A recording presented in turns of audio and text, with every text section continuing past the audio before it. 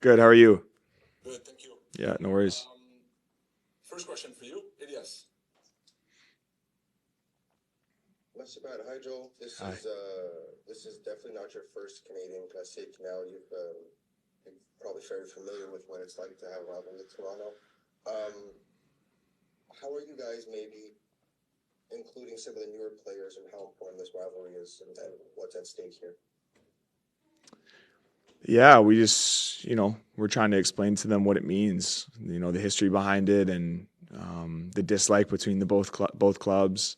I think it's important for them to know, especially going through a time like this, to feed off any motivation we can get.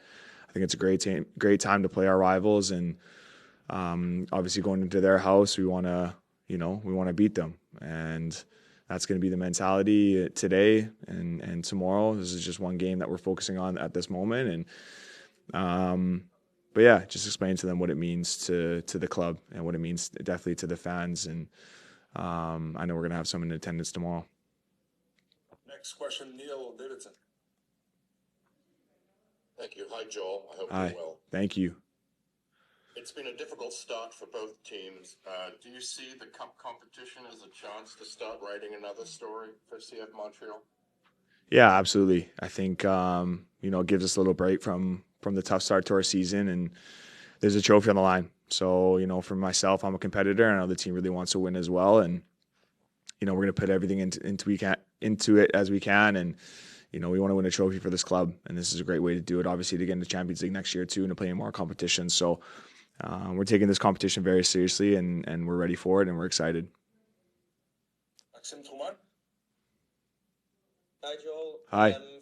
From the outside, no wins in 10 MLS games. We see tomorrow's game as a can't lose game, that if you lose, your 2025 season is almost already over. Do you have the same feeling internally? No. It's obviously we really want to win. That's no secret against TFC, obviously with our form recently, but no, in this league, there's so much parity. There's so much time that we can get back, and one win can push some momentum in the other way. So, that's not even a thought process in our locker room right now. Olivier Tremblay. Hey, Joel. Your interim head coach was part of arguably the best home and away series in MLS history between Montreal and Toronto about 8 years ago. I'm just wondering if maybe he's tried to, I don't know if telling stories or maybe that's the right expression, but at least is there a sense within the locker room that your interim head coach knows very well what kind of emotions can be involved in those kinds of games between Montreal and Toronto? Yeah, definitely. We haven't got a chance to talk about it. Obviously, with the Red Bulls game, we want to cover that, and we did that yesterday, and now we're turning the next chapter to TFC, and we have a meeting this morning, so I'm sure he'll, tell us the stories. And obviously, I watched that at home. People watched that at home, just the rivalry and the excitement and the passion, the fans, and we want to continue that history. Obviously to respect the other teams that came before us, and he knows very, very well, what it takes to beat them and what it takes to win a trophy like this. So it's I hope he draws on inspiration. I want to hear those stories. It gets us excited and brings us some motivation that we'll need for tomorrow night. Hi, good morning, Joel. Good morning. I'm curious if you have an opinion on the format of the tournament this year, the fact that you guys are playing another MLS team right from the start and also playing on their pitch when you did better than them in the MLS Championship last season. I'm not going to really comment on the way they do things and how it gets drawn up. This is obviously not my job, and I'm going to leave it at that. Maxime, another question? Ouais, juste une petite dernière, Pat. Joel, from the outside again, we still have the impression that the Toronto-Montreal rivalry is no longer what it used to be. Do you have the same feeling? Do you still hate Toronto as much as Patrice Bernier and company hated them? I think it's just different. I don't think it's less or more hatred. I think it's just different, different players and different things to play for, and no, there's always going to be that, that's never going to go away. obviously, Pat and those players before us obviously had a different style, I guess, of hatred for them. But, for us, it stays the same. A rivalry is a rivalry that never dies. And for us, we're going to take it as that way tomorrow night. Any other questions for Joel this morning? No? All right. Thank you, Joel. Thanks, guys. Victor, good morning. Morning, how are you? Good, thank you. Do we have any questions here online? Please raise your hand. Maxime Truman. Hi, Victor. Thanks for doing this. You're a Canadian, and the Canadian Championship game is important to you. I'm sure about that. Did you make sure every guy in the locker room was aware of the importance of tomorrow's game? Yeah, we speak about it. Me and Joel, especially, we've played in it. We played together in it back in Calvary days, so we know how important it is and how big the tournament is for the fans and for you guys. So we just try to instill that in everybody. Yes. Merci, Pat. Hi, Victor. You've had a couple of different roles this year. You've been a bit of the 10, you've been a bit of 8, all over the midfield. Where do you think you are most effective as? And what has Marco kind of talked to you with regards to why you have so many different roles on the field in so many different games? I don't really have a strongest position. Wherever the coach plays me, I do the job, and I just try to do it to the best of my ability. And yeah, he hasn't really, I wouldn't say spoke to me about it, but he plays me there, and I think he trusts me there wherever he plays me. So I just try to do my best in those situations. Next question, Nicolas Landry. Morning, Victor. I'm just wondering if you can share with us your best memories of the Canadian Championship. I know you were involved in a bit of a crazy game in 2022 against Vancouver. Can you share your memories with us? Yeah, it was probably actually one I wasn't involved in the first year when we first played the Vancouver Whitecaps and we beat them away. So yeah, that was probably my biggest memory. Jordan Brown scored, so yeah, that was probably my biggest memory of the Canadian Championship. Neil Davidson. Thank you. Victor, excuse a question from somebody watching your team from afar, but obviously the record disappointing, but it seems like a lot has been stacked against your team. All those away games to start with, 5 losses by 1 goal. What has this season been like so far? Yeah, obviously we know it's been a tough season. We know obviously some games can go our way, but at the end of the day we need to do better as a team. And yeah, we never give up. We always try to do more and more, and we work hard in training. So we just try to do our best every day. But we know it's been upsetting so far, but we hope to switch that around as soon as possible. Maxime. Yes, Victor, many Montreal fans hate Toronto FC. Former players still hate Toronto FC today. Simple question, do you hate Toronto FC? I have to, of course, yeah. Do you have any other questions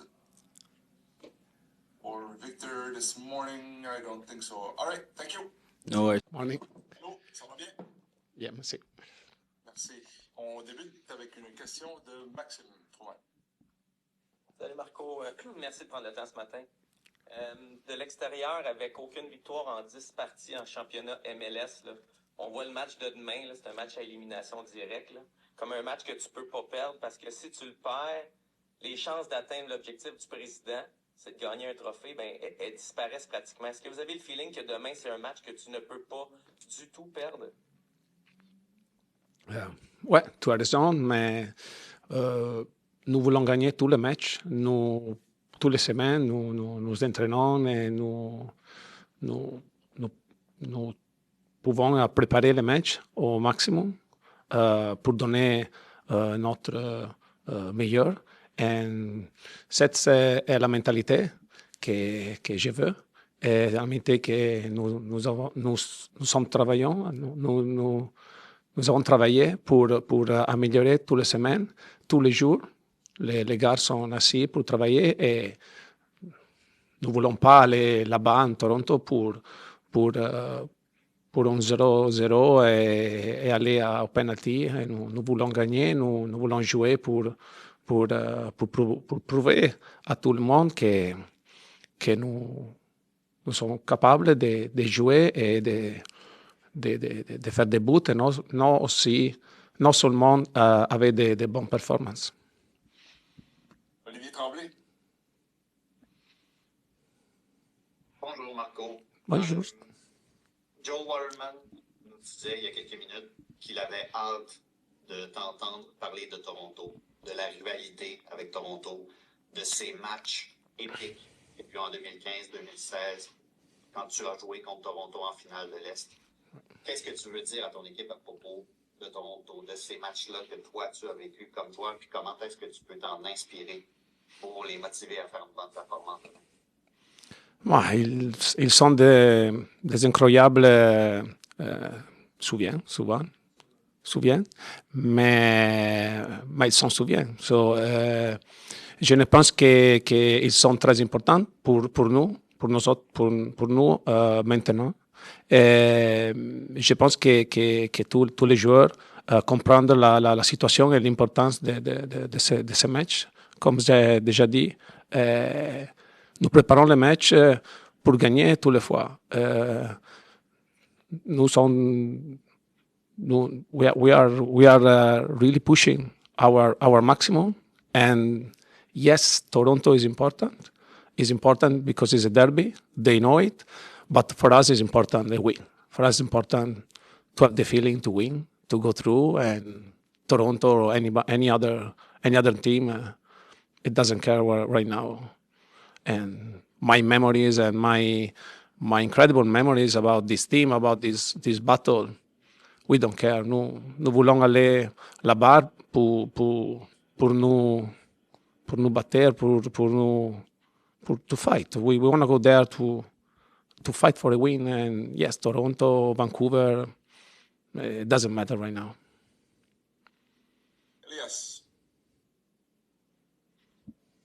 Super. Hi, Marco. Just before is it possible for you to provide a little bit of an injury update because Bryce is still out. Well, he wasn't training, but Giacomo was training with the group.